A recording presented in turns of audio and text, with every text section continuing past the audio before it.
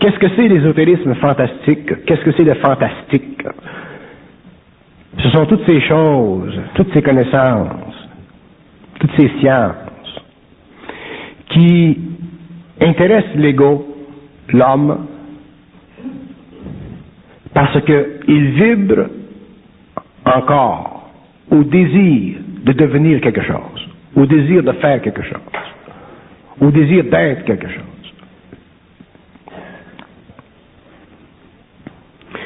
La pensée marginale, la pensée ésotérique, si vous voulez, elle est très importante dans le monde. Elle empêche l'homme de sombrer dans la nuit de la pensée cartésienne, analytique. Elle empêche l'homme de s'emmurer, si vous voulez, dans une sorte d'inconscience paralysante. Mais ce que l'homme va découvrir au cours des années, c'est que tous les niveaux de connaissance, qu'ils soient cartésiens, analytiques, ou qu'ils soient ésotériques, ou spirituels, qu'ils soient des niveaux qui traitent de l'invisibilité, qui fascinent l'homme, même ces niveaux-là font partie de l'évolution. Et si aujourd'hui je m'entretiens avec M. Payotte, c'est pour une raison très particulière. C'est pour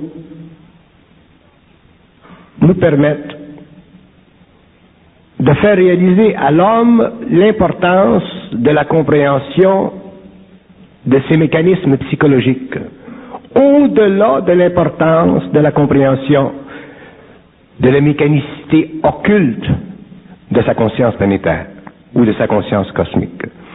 Il est évident que pour l'homme qui s'avance, l'occulte, le marginal, le cosmique, l'invisible, c'est intéressant, c'est fascinant. Mais il deviendra aussi évident demain à l'homme qui aura dépassé ses premiers stages d'investigation de la réalité pour entrer dans le cycle d'une conscience totalement personnelle qui a facilement accès à ces domaines. Que ces domaines n'auront plus la même importance qu'ils ont pour lui aujourd'hui.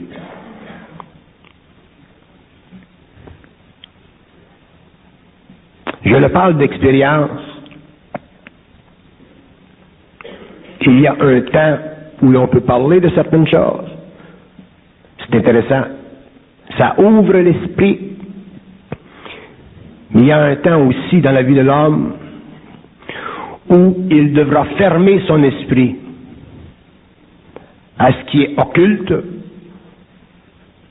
pour vivre sur le plan matériel de l'énergie de son esprit, sans être mesmérisé par les formes de son esprit qui font partie de l'organisation invisible de son psychisme des mondes parallèles. Il nous faut reconnaître aujourd'hui que l'homme est à l'aube de l'intelligence. Nous sommes à l'aube de l'intelligence supramentale. Nous n'avons aucune idée, je parle en général, de la réalité électrifiante de cette conscience. Nous ne vivons que des désirs spirituels égoïques de notre personnalité vis-à-vis cette réalité. Il ne faut pas que l'homme sombre dans l'invisible. Il ne faut pas que l'homme sombre dans l'occulte.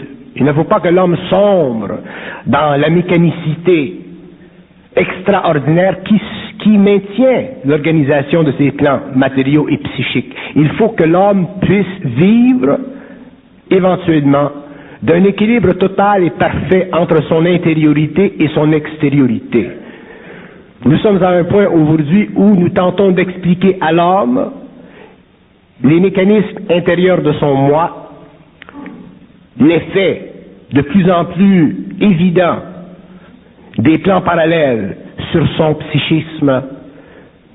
Nous essayons d'expliquer à l'homme les mécanismes de la pensée pour que l'homme en arrive un jour à comprendre l'organisation psychologique de son ego, pour qu'il en arrive un jour à percevoir la dimension réelle de son moi, pour qu'il en arrive un jour à comprendre la dualité de sa conscience, pour qu'il en arrive éventuellement à pouvoir vivre de la synthèse de sa conscience, qui l'invite à une dualité cosmique, c'est-à-dire à la personnification dans son mental de l'ordre cosmique dont il fait partie et de son ordre temporel égoïque qui fait partie de son organisation mortelle planétaire humaine.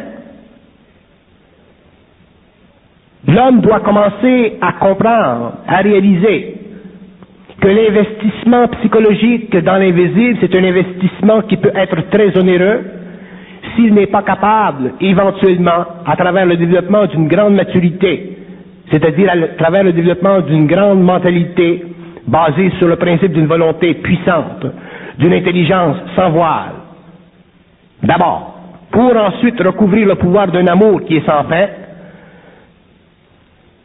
que cet homme puisse finalement comprendre qu'il sort de l'évolution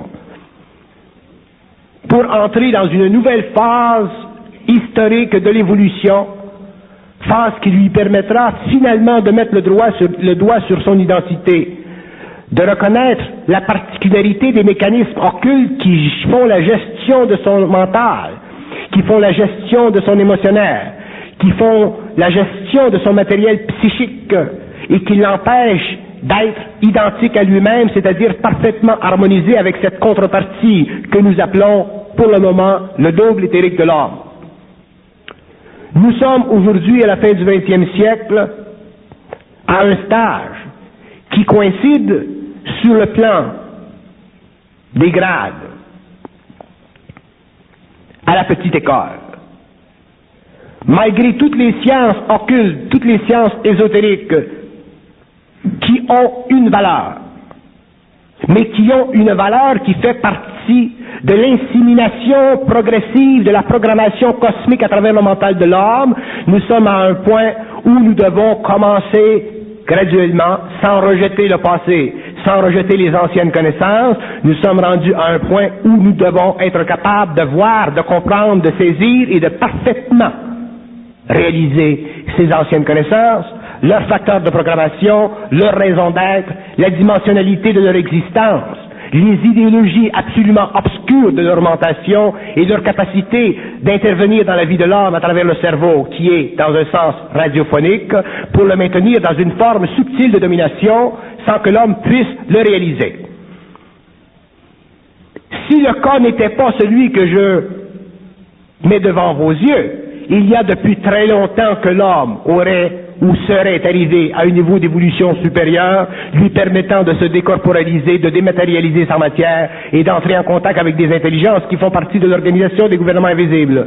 Mais l'homme n'est pas dans cette situation. Il vient à cette situation. Il a accès à cette situation et la condition, elle est fondamentale, elle est finale. L'homme doit un jour, quel que soit son niveau d'évolution, quel que soit son niveau d'expertise dans la maîtrise des sciences occultes, quelle que soit la dimension psychologique de sa compréhension interne, vibratoire, spirituelle, ésotérique, occulte, métaphysique, l'homme doit un jour comprendre par lui-même que la réalité s'interpose entre sa conscience cosmique et sa conscience planétaire.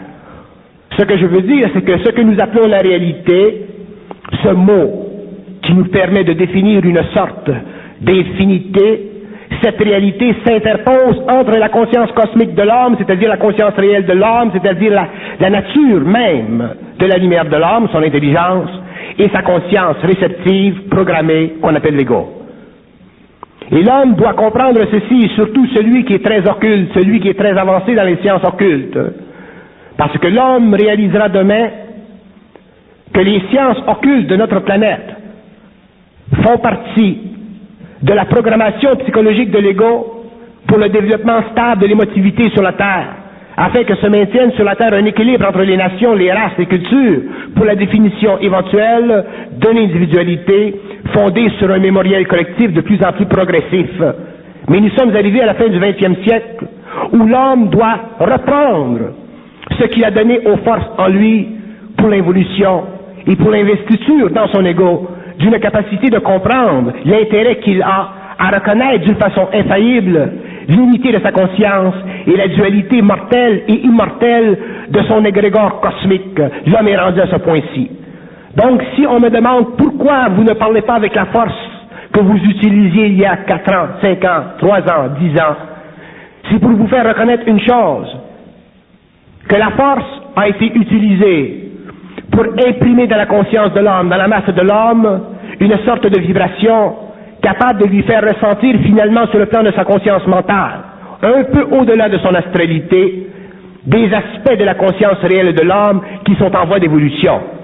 Mais si vous me demandez de parler avec vous, d'interpréter pour vous dans le public des conditions d'une réalité qui ne sert qu'à édifier dans vos corps de désir des aspects d'une connaissance que vous voulez sur le plan personnel, garder, goûter, percevoir, pour le plaisir subjectif de votre conscience planétaire, vous ne pourrez jamais comprendre ce que veut dire l'homme nouveau.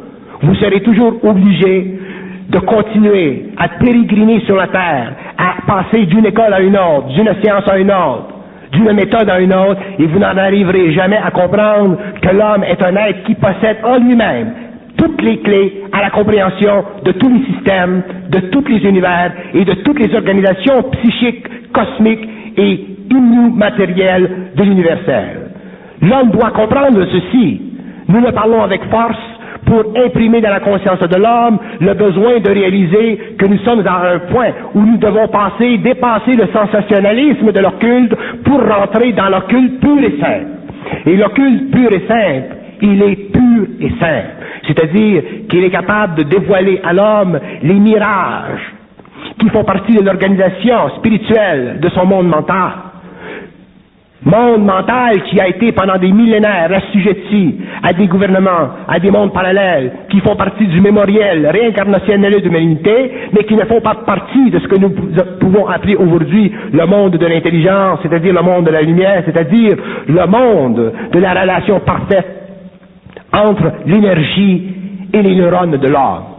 L'homme est arrivé à un point où il doit être capable de recevoir sur le plan vibratoire à travers ses neurones une quantité infinitésimale d'énergie capable de le catapulter d'une façon réelle vers des plans qui font partie de l'organisation universelle de son psychisme, mais non pas vers des plans qui font partie de l'organisation subtilement dominatrice des mondes parallèles, des mondes de l'astral, des mondes qui ont été utilisés dans le passé pour la conversion de l'énergie cosmique en énergie planétaire, afin que l'homme puisse, au cours de l'évolution, développer à la fois une matérialité, une vitalité, une astralité, c'est-à-dire une émotionnalité planétaire et une conscience mentale inférieure à sa conscience future.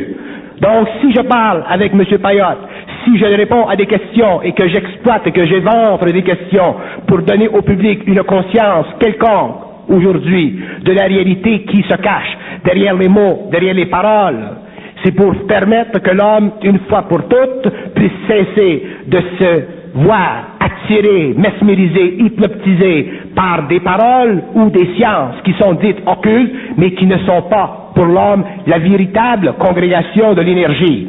L'homme doit en arriver à pouvoir savoir, comprendre d'une façon instantanée la différence entre l'occulte planétaire et l'occulte cosmique. Et lorsque le temps sera venu pour expliquer à l'homme l'occulte cosmique, je le ferai, mais d'ici à ce temps-là, il faut que l'homme soit suffisamment patient pour pouvoir commencer à dépasser le désir subjectif, personnel, spirituel, basé sur l'infériorité, l'insécurité de l'ego, qui le mène à vouloir goûter, manger de cet occulte qui, dans le fond, pulvérise son mental, lui empêche de bénéficier de sa conscience réelle et neutralise sa capacité mentale, volontaire, intelligente à voir à travers les illusions subtiles du monde astral. Donc, si je prends la parole pour quelques secondes pour vous expliquer ceci, je le fais d'une façon gratuite pour que vous puissiez d'une façon gratuite le recevoir. Si vous tenez à l'occultisme, à l'ésotérisme, dans la forme actuelle de ces conventions, vous serez obligé pendant toute votre vie de continuer à pérégriner sur votre planète, de vivre d'une expérience à une autre, qui vous amènera simplement aux confins du mouvement giratoire qui ne fait pas partie de la conscience cosmique de l'homme, mais qui fait partie de la conscience planétaire programmée de l'être mortel.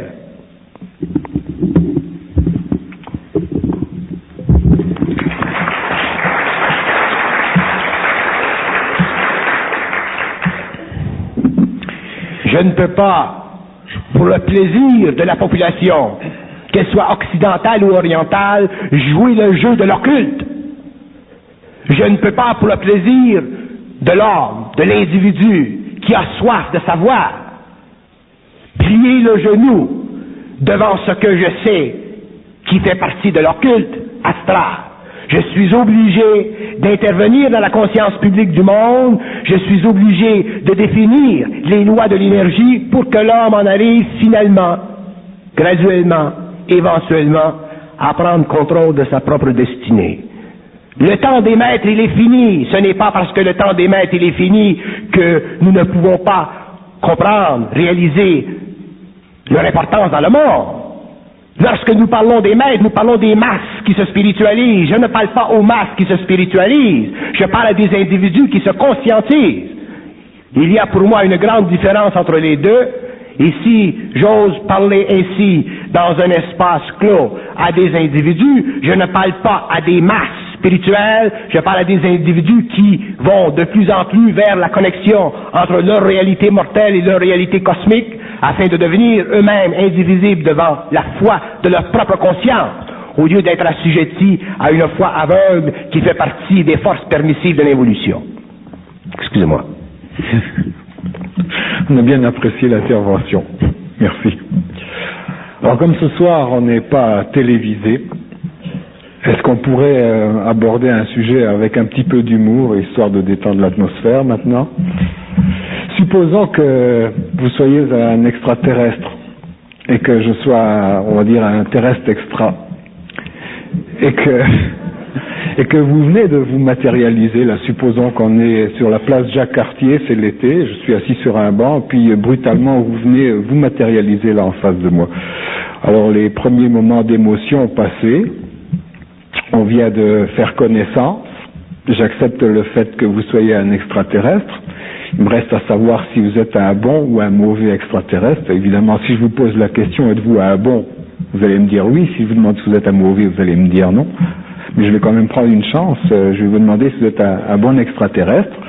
Et si ça fait longtemps que vous surveillez la Terre, et quelles sont les différences fondamentales que vous pouvez faire entre la vie qui est la vôtre sur votre planète et celle que vous avez pu observer sur la nôtre, au point de vue des religions, au point de vue des politiques, au point de vue des guerres, au point de vue de la pensée.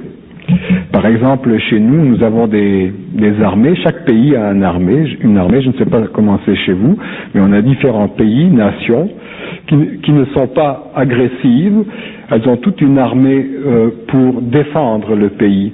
Mais il y a un problème, on est obligé de constater que bien que nos armées doivent nous défendre, on trouve quand même des agresseurs et il y a des guerres perpétuelles. Est-ce que c'est un problème que vous avez pu résoudre sur votre planète?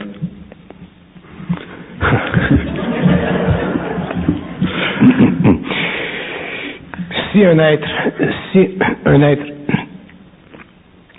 qui vient de notre système rencontrait l'homme devrait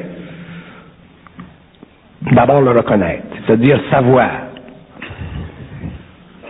connaître, réaliser la relation avec lui. Un être qui va venir d'une autre planète va pas venir vers un homme qui n'est pas en harmonie vibratoire avec lui.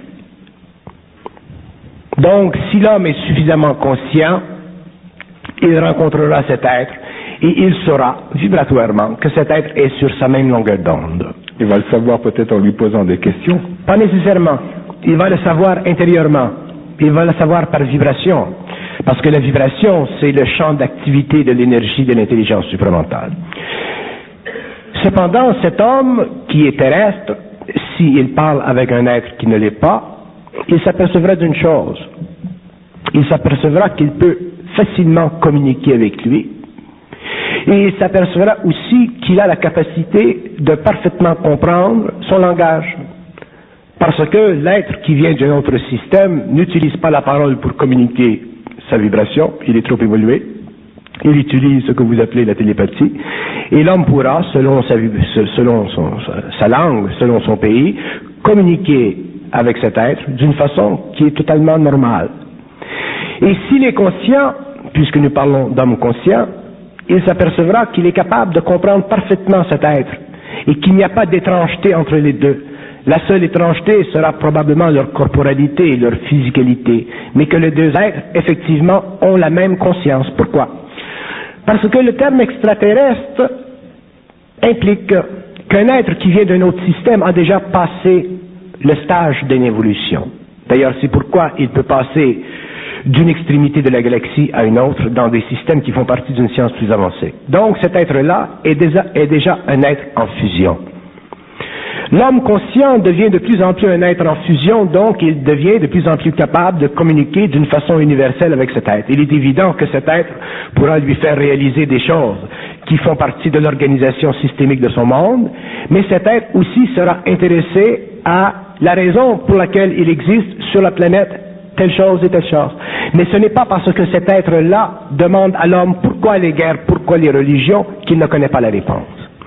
Une des grandes qualités de la conscience supramentale, c'est que l'homme qui possède une conscience supramentale a toujours les réponses aux questions qu'il demande. C'est absolument différent de la conscience mentale inférieure de l'homme. La conscience supramentale, c'est une conscience qui à la fois crée la question et à la fois crée la réponse. Tandis que la conscience mentale inférieure ne fait que créer la question, mais elle ne peut pas créer la réponse.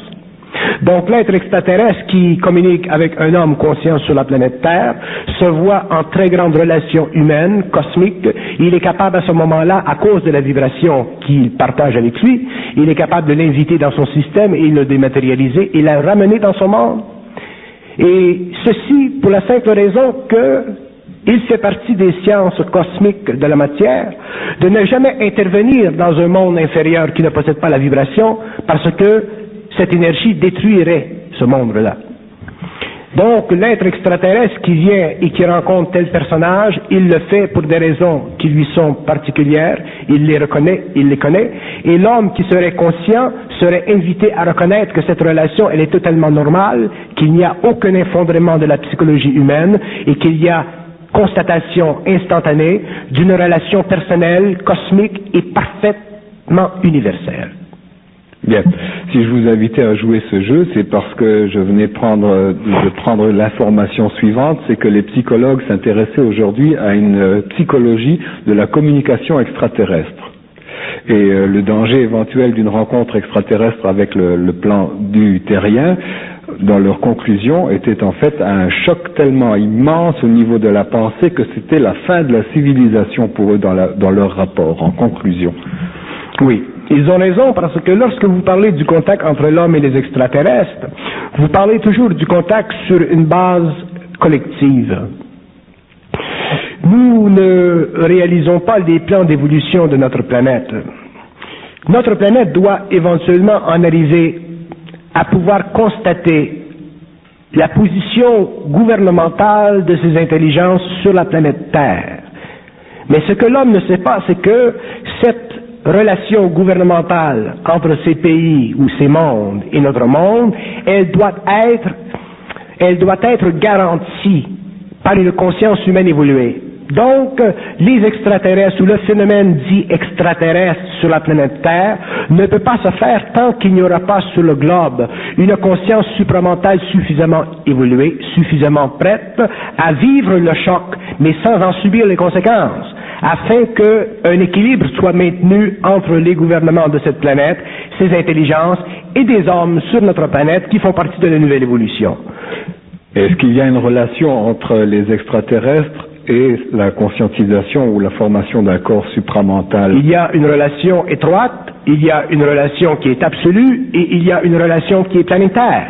Le mouvement, la descente ou l'intrusion dans notre monde spatio-temporel de ces intelligences coïncide totalement avec la personnification sur notre planète d'une conscience supramentale, cosmique, que nous connaîtrons à la fin du XXe siècle. Mais est-ce que ce sont eux qui engendrent cette conscience supramentale dans l'homme? Est-ce qu'ils sont à l'origine? Là, vous parlez de l'autre chose. Si vous parlez d'extraterrestres, vous devez parler d'intelligence. Si vous parlez d'intelligence, vous êtes obligé de parler de hiérarchie d'intelligence. Si vous parlez de hiérarchie, vous êtes obligé de contempler des hiérarchies qui sont moyennes et des hiérarchies qui sont absolues. La plupart des extraterrestres dans le cosmos font partie des hiérarchies moyennes, c'est-à-dire qu'ils font partie de ces intelligences qui, comme l'homme, ont évolué dans des systèmes matériaux, dans des systèmes qui nécessitent l'évolution de la matière. Et il y a d'autres intelligences qui ont évolué en dehors de ces systèmes, qui ne sont pas pour aucune raison reliés à la dynamique évolutive de la création, et ces êtres font partie de ce que nous appelons la conscience éthérique intelligente des hommes de notre planète ou des hommes de ces systèmes-là. Donc le cosmos, il est séparé en deux ondes. Il y a deux temps fondamentaux dans le cosmos. Il y a un temps qui n'a jamais été réalisé, il y a un temps qui a été réalisé, et il y a un temps fermé. Nous vivons un temps fermé.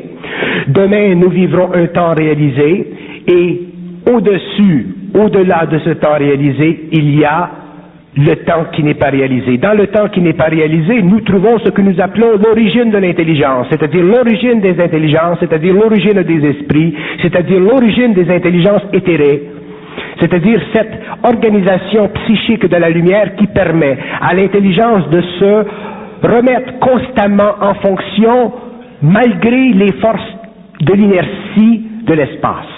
Donc, ces mondes qui font partie de ce que nous appelons les mondes archangéliques, les mondes des anges dans la théologie ou dans les canons de notre chrétienté, ces mondes sont totalement libres de la domination des forces évolutives. Ce sont des mondes qui font la connexion avec les plans inférieurs de la création, qui sont réalisés dans le temps ou qui ne sont pas réalisés dans le temps. Ce sont des mondes qui sont très puissants et qui ne peuvent pas œuvrer avec des hommes qui font partie d'un temps qui n'est pas réalisé. Donc, pendant l'évolution, il fut nécessaire qu'il y eut interrelation entre ces mondes trop parfaits et le monde de la matière qui n'avait pas acquis un sens de continuité dans sa conscience qu'on appelle le monde de l'homme. Pour que l'homme puisse recevoir cette énergie et maintenir une conscience, il fallut que cette énergie soit dosée, et elle fut dosée à travers ce que nous appelons le monde de l'astral, c'est-à-dire à travers un monde où des intelligences, des mémoires ont pu être utilisées d'une façon presque continue à la réorganisation systématique et à l'évolution progressive de l'humanité jusqu'à la formation de l'ego aujourd'hui. À partir du moment où l'homme passe d'une évolution à l'évolution, il lui sera permis graduellement de ne plus subir l'intervention de ce que nous appelons les plans astraux, autrement dit, il n'aura plus à vivre de la pensée subjective, c'est-à-dire de la pensée programmée, il pourra vivre d'une pensée créative, mais cette pensée créative qui viendra des plans supérieurs où le temps n'est pas réalisé, sera tellement puissante qu'elle créera, à cause de son contact avec les neurones, autrement dit à cause de son contact avec les mémoires de l'homme, elle créera des chocs. Ces chocs établiront la fin du cycle de l'évolution et forceront l'homme à réaliser qu'il a la capacité, le pouvoir interne de savoir, c'est-à-dire d'être en communication télépathique, mentale, supérieure avec les circuits universels qui font partie de la connexion entre les mondes qui sont en dehors du temps réalisé et le monde de l'homme qui fait partie du temps non réalisé mais qui se réalise au fur et à mesure que l'homme se conscientise. L'astral disparaîtra de la conscience de l'homme, l'astral ayant disparu de la conscience de l'homme, l'homme sera dans la même fréquence vibratoire que ces êtres qui viennent d'autres planètes, et à ce moment-là, ils pourront venir sur la Terre dans les conditions qui seront préférentielles, c'est-à-dire dans des conditions qui leur permettront d'être directement en contact avec des hommes conscients et à la fois en contact avec le monde extérieur pour que l'évolution de la science, de la technologie se fasse dans le monde entier. Mais leur activité sur la Terre sera régie par des lois vibratoires, c'est-à-dire que leur activité sera sous non pas la domination, ni le contrôle, mais sous la vision et l'œil de l'homme conscientisé, parce que la Terre bien qu'elle n'appartienne pas à l'homme inconscient, elle appartiendra à l'homme conscient. Donc l'homme deviendra le régent de la planète. L'homme, de par sa conscience réelle, sera capable d'utiliser cette énergie qui n'est pas réalisée dans le temps, l'exploiter dans un temps réalisable, et l'homme pourra à ce moment-là travailler avec ses intelligences pour la réorganisation et la redéfinition de l'évolution de notre civilisation, en même temps que ceux qui feront partie des hauts paliers de cette conscience en évolution seront totalement anonymes, seront totalement occultes dans leur destinée. Ils vivront dans des conditions sur notre planète qui ne font pas partie de l'organisation systématique matérielle de nos gouvernements, de nos nations, de nos races. Eh bien, pour amener ça au rapport, au niveau du contact et de la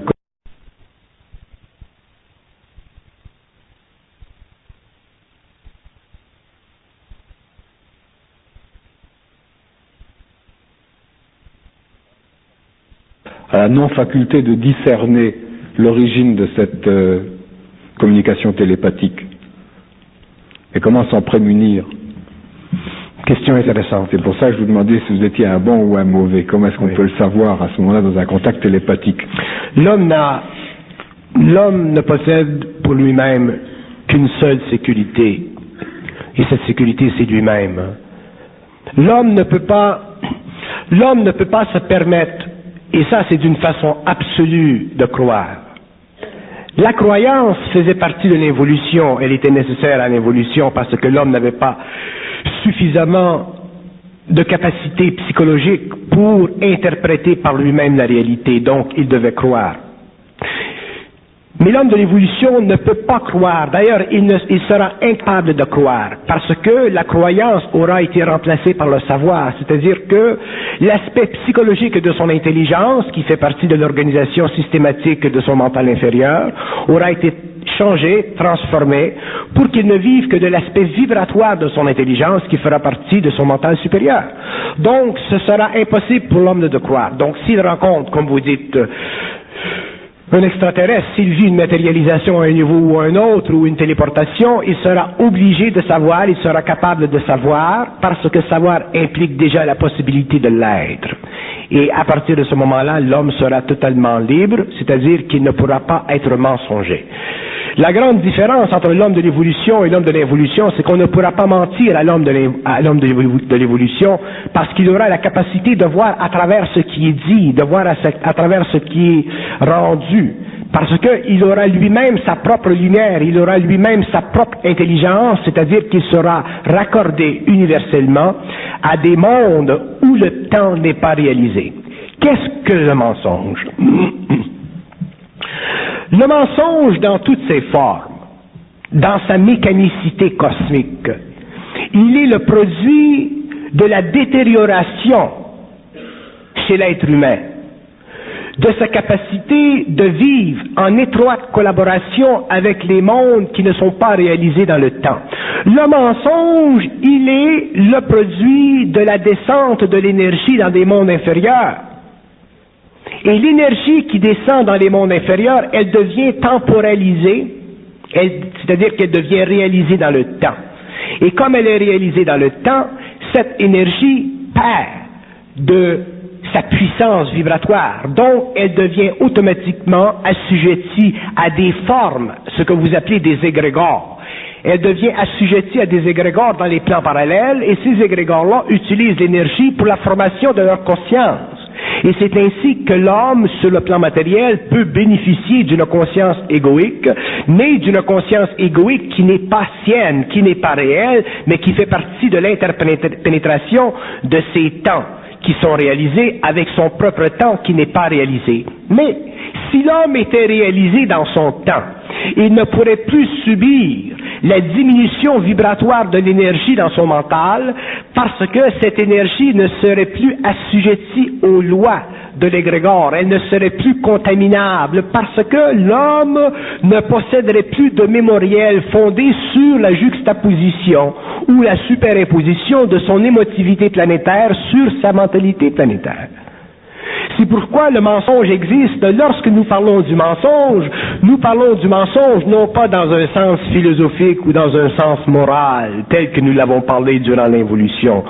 Lorsque nous parlons du mensonge, nous parlons de toute forme de pensée capable de donner à l'homme l'impression de la vérité. C'est le mensonge.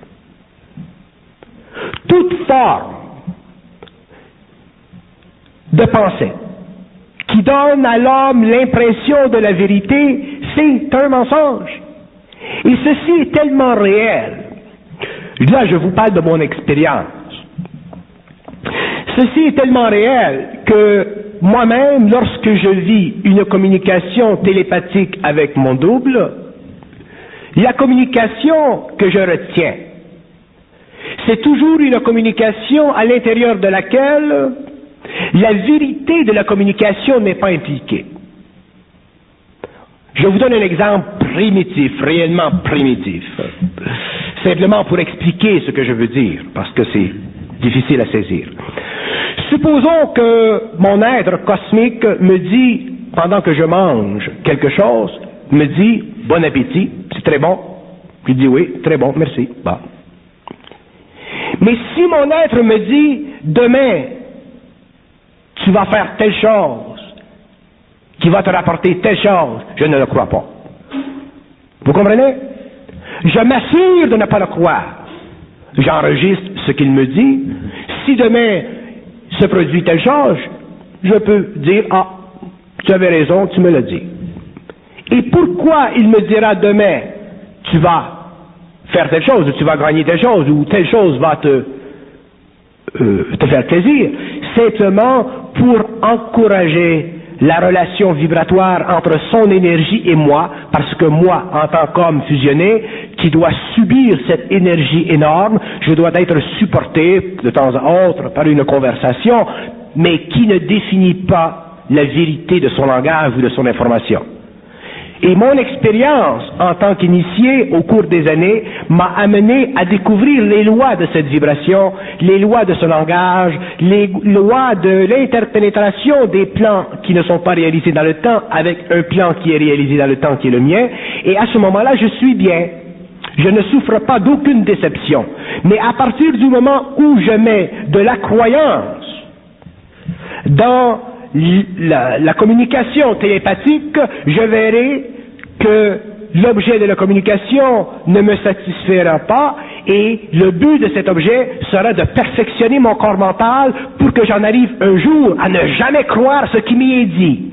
Donc vous donnez un crédit, mais qui est subordonné à la vérification de votre part. Exactement. C'est ça. Et c'est ça que l'homme doit comprendre. C'est pour ça que je fais tellement et que je parle tellement, non pas contre la voix intérieure, non pas contre la télépathie intérieure, mais contre la façon dont l'homme l'utilise pour son ego, pour son corps de désir, pour sa sécurité personnelle, pour sa propre idéologie occulte.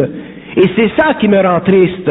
Et c'est ça qui rend mon travail difficile, parce que je suis obligé d'aller contre toutes les conditions de l'évolution, de rapatrier tout ce qui est rapatriable pour l'homme et de le lui rendre dans une conversation ou dans une résonance qui ne fait pas plaisir à la partie occulte de son ego, qui en fait est la partie de son énergie, manipulée par l'astral à travers son mental, qui n'est pas suffisamment mûr, qui n'est pas suffisamment intelligent, qui n'est pas suffisamment habitué, si vous voulez, au jeu cosmique de ce que nous appelons l'esprit, c'est-à-dire le double, c'est-à-dire la lumière de l'homme, à travers les couches astrales de sa conscience planétaire.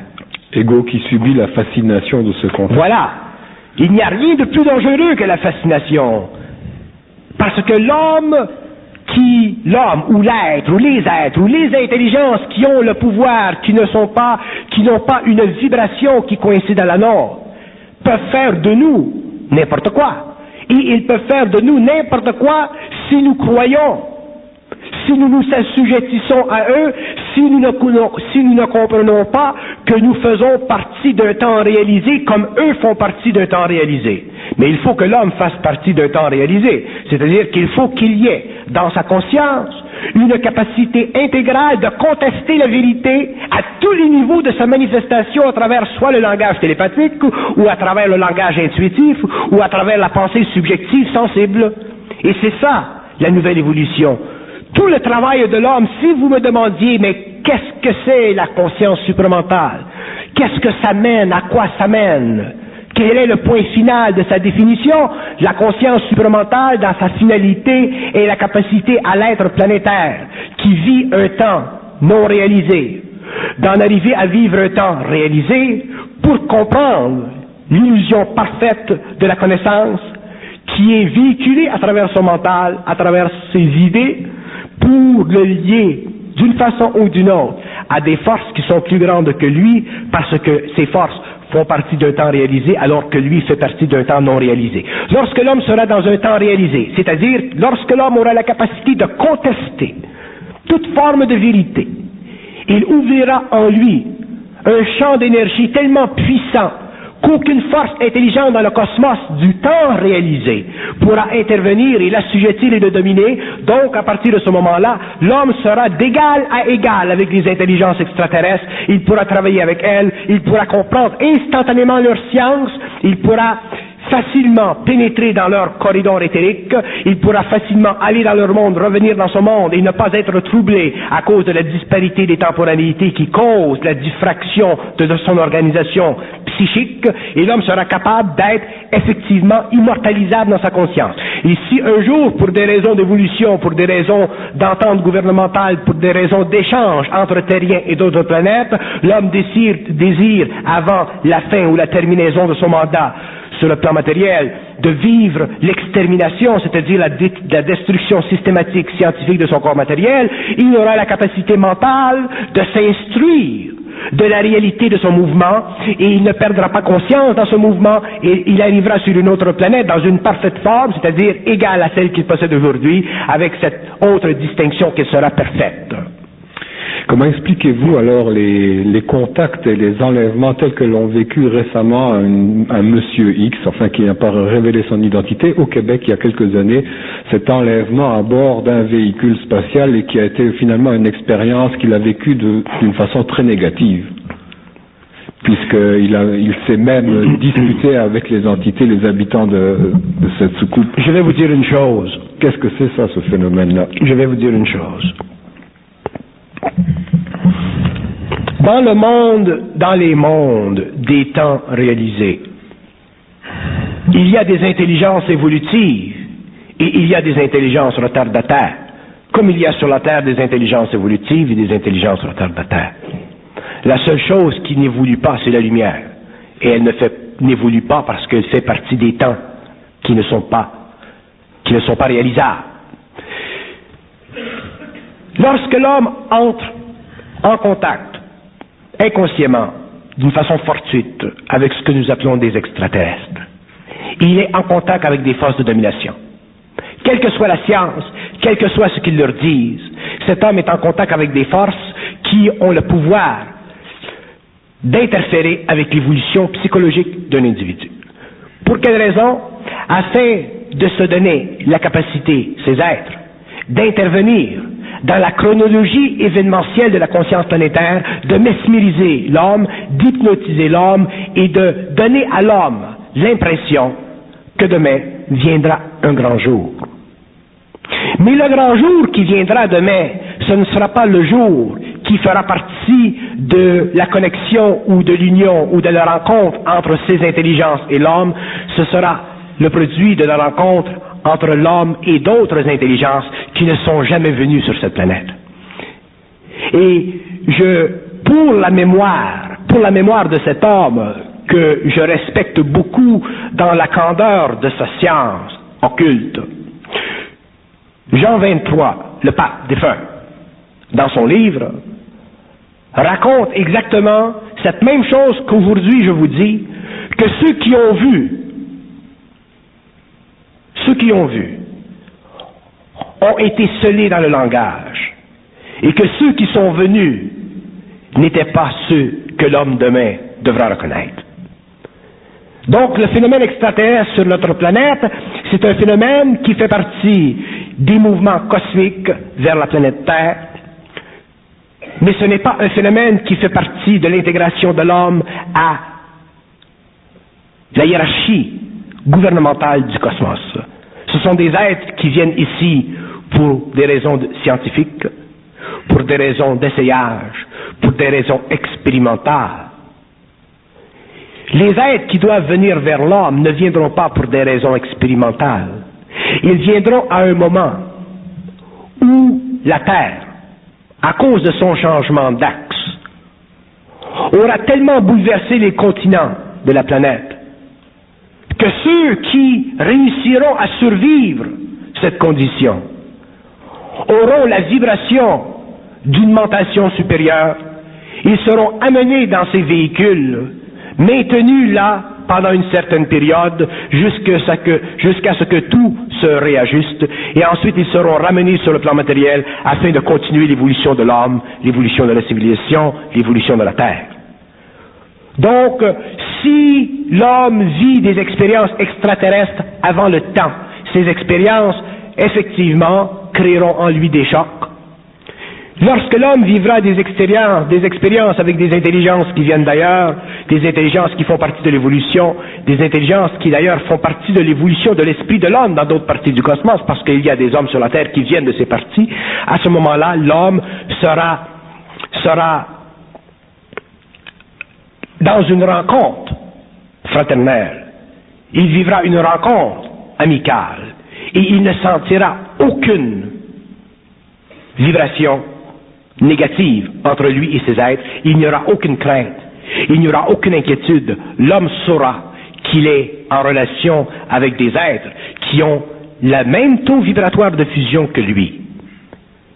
Et comme je me suis toujours opposé dans le passé à parler dans le public de ces temps-là, parce que je ne voulais pas créer trop de formes dans le mental de l'homme, il y a suffisamment de sciences ésotériques qui sont à la disposition de l'homme pour l'étude, probablement, peut-être, selon ce que vous me demandez dans l'avenir, je m'ouvrirai à des choses qui dans le passé je voulais garder personnelles ou garder à l'intérieur d'un cercle quelconque.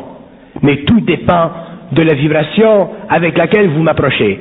Si vous m'approchez avec une vibration qui n'est pas une vibration de curiosité, qui n'est pas une vibration de sensationnalisme, qui n'est pas une vibration qui cherche à exploiter psychologiquement ou psychiquement ou émotivement ou spirituellement les masses, à ce moment-là, je m'ouvrirai d'une façon naturelle et avec grande facilité. Et j'ose espérer que notre relation ensemble sera de cette façon. Sinon, je serai obligé dans un autre temps de rencontrer une autre personne qui aura la capacité de me faire parler d'une façon encore plus limpide afin que cette énergie passe. Parce que moi, je n'ai pas le pouvoir de parler. Je ne fais qu'utiliser le pouvoir de la parole. Mais ce pouvoir de la parole, autant il est ouvert à l'infinité de l'évolution, autant il me permet d'aller dans tous les cadres de l'organisation systémique de l'homme et de l'universel, il m'est retiré si l'homme devant moi, ou si les hommes devant moi veulent exploiter cette information pour des raisons qui, au lieu de créer un processus d'évolutif graduel et dans son temps, amènent l'homme à constater des faits qui créent en lui une tension, une anxiété spirituelle ou psychologique. Donc, ce que je dirai dans l'avenir, c'est dans vos mains. Ce n'est pas moi qui est responsable de ce que je dis, c'est toujours vous qui avez la responsabilité de me faire parler. Et je parlerai selon l'intention, selon votre vibration, qui jusqu'à présent, j'ai toujours considéré à la hauteur de la mienne. Merci.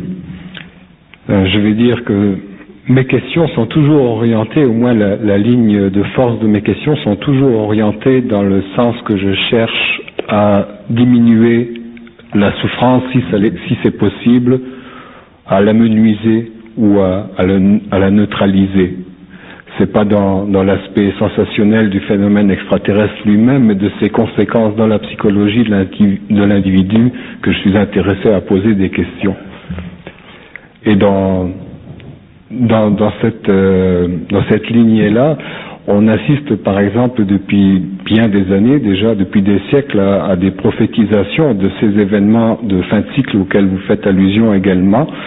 Et est-ce que ces événements de fin de cycle sont déterminants pour reconnaître la date? Est-ce que c'est le demain dont vous parlez qui sera le garant d'un contact qui ne sera pas anti-homme? Il faut donc qu'il y ait d'abord ces événements de fin de cycle. Est-ce que ces événements de fin de cycle-là sont nécessairement reliés avec une troisième guerre atomique?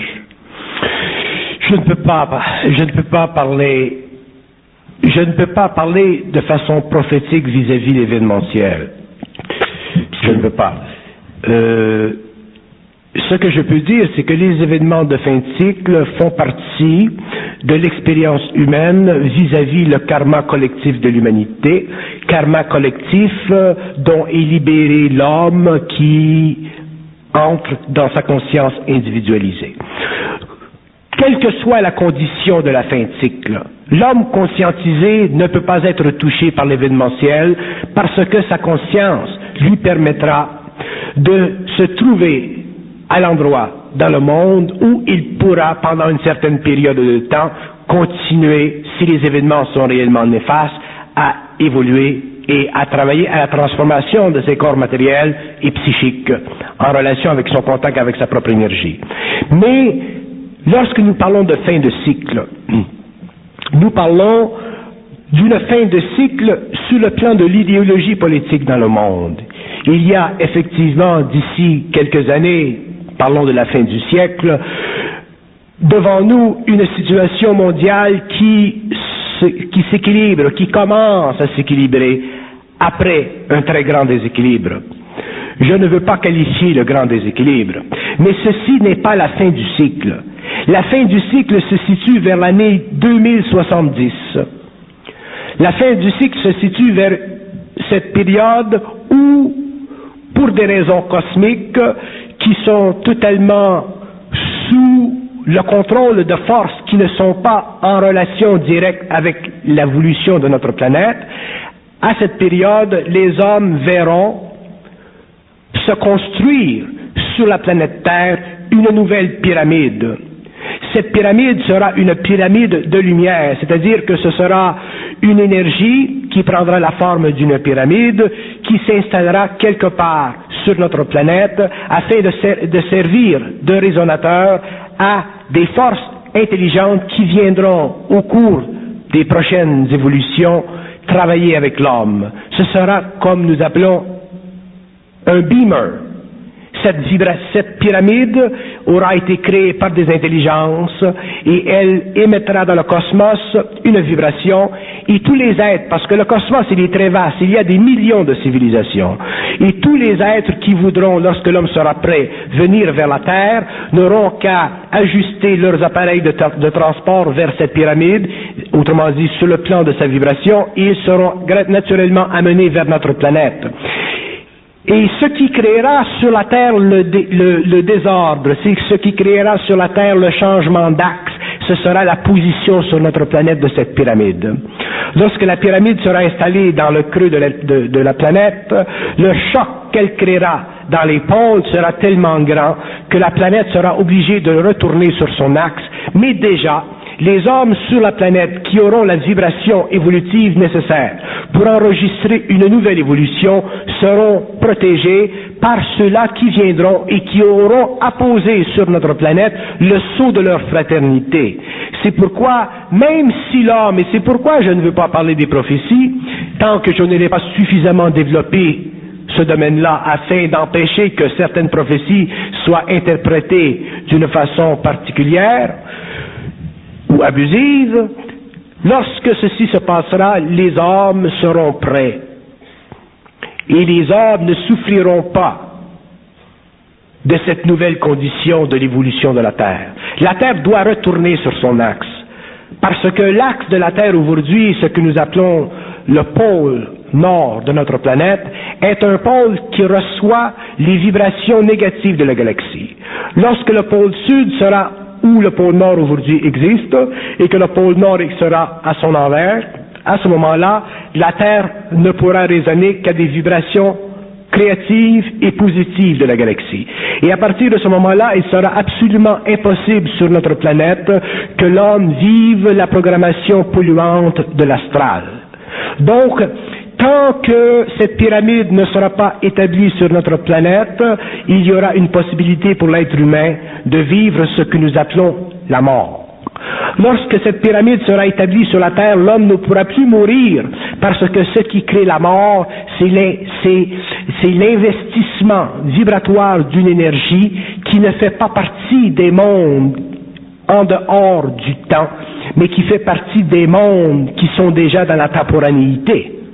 Donc ces mondes font partie de ce que nous appelons le monde de l'astral. Ce sont des mondes qui sont très vastes et leur énergie, elle est filtrée, elle est amenée vers la Terre à travers le pôle nord et elle descend vers le pôle sud et elle sort. Lorsque le pôle sud sera renversé, lorsque le pôle de la planète sera renversé, ces énergies ne pourront plus rentrer et les seules forces qui pourront rentrer dans l'axe de la planète et illuminer d'une façon éthérique tous les plans de la planète, le matériel, le vital, l'animal, le plantaire, l'homme, le surhomme de demain, toutes ces forces pourront entrer dans la planète et créer dans notre partie de la galaxie une nouvelle Terre. C'est là que nous aurons une nouvelle Terre, c'est là que l'homme vivra d'un pouvoir télépathique, c'est là que l'homme pourra commander à la matière, qu'il pourra commander à la plante, qu'il pourra commander à l'animal, c'est là que l'homme n'existera plus en tant que tel, qu'il deviendra surhomme, et c'est à partir de ce moment-là que l'homme commencera à créer sur notre planète une civilisation totalement nouvelle, qui sera égale en essence, en intention, en capacité créative et en bien-être ultime à ce que nous pouvons rencontrer sur les plans dans ces mondes qui font partie de ce que nous appelons les mondes extraterrestres, mais mondes extraterrestres qui ne sont pas évolutifs. Alors, si nous sommes capables d'entendre le discours que vous nous tenez sans avoir de réaction, de remous au niveau du plexus solaire, on est déjà en phase d'intégration de cette énergie-là et donc capable de communiquer dans un délai plus Oui, parce que si vous êtes... Si l'homme est mesmérisé, s'il est hypnotisé, s'il est ébloui par la connaissance occulte cosmique, elle arrête. Vous savez, la conscience cosmique, ce n'est pas, et elle ne fonctionne pas comme la conscience astrale. La conscience cosmique, c'est de la lumière. La conscience cosmique, elle est présente dans l'homme, elle est partout dans l'universel, et elle n'a pas en elle les traces de la domination. Elle ne cherche pas à dominer, elle cherche à créer. Tandis que la conscience astrale cherche à dominer, ça fait partie de son rôle. C'est sa domination qui a permis que l'homme en arrive aujourd'hui au développement d'un ego.